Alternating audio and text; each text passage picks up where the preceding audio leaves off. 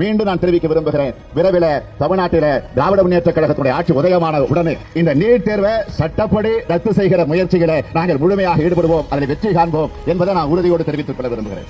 மாணவர்களுக்கு பெரும் பேரடியாக ஒன்றிய அரசு நமது நீட் விலக்கு சட்டத்திற்கு ஒப்புதலை மறுத்துள்ளது என்ற வருந்தத்தக்க செய்தியை இந்த பேரவையில் கனத்த இதயத்துடன் தெரிவித்துக் கொள்கிறேன். நீ எங்க வேணாலும் நடத்தி காட்டலாம், பெரியாருடைய மண் தமிழ்நாடு என்பதை புரிந்து கொண்டால் உங்களை ஓட விரட்டுவோமே தவிர இங்க நீட் நடக்காது. தேர்வுக்கு ஆட்சி மாற்றம் வரும் என்ற ஒரு எதிர்பார்ப்பு இருந்தது. ஆனால் ஆட்சி மாற்றம் வரும் என்ற ஒரு எதிர்பார்ப்பு இருந்தது. திமுக ஆட்சிக்கு வந்தவொடனே முதல் வேலை தமிழகத்திலிருந்து நீட் தேர்வு ரத்து செய்யப்படும்.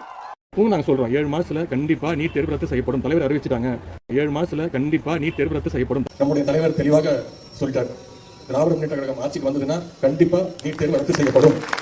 எங்களுக்கு தெரியாது எப்படி ரத்து பண்ணணும்னு. வேற ரகசியம் ஒண்ணும் இல்ல. தைரியமா எங்களுடைய கல்வி உரிமை பறிக்கப்படும் போது குரல் கொடுக்கிறோம்ல, அதுதான் இந்த ரகசியம்.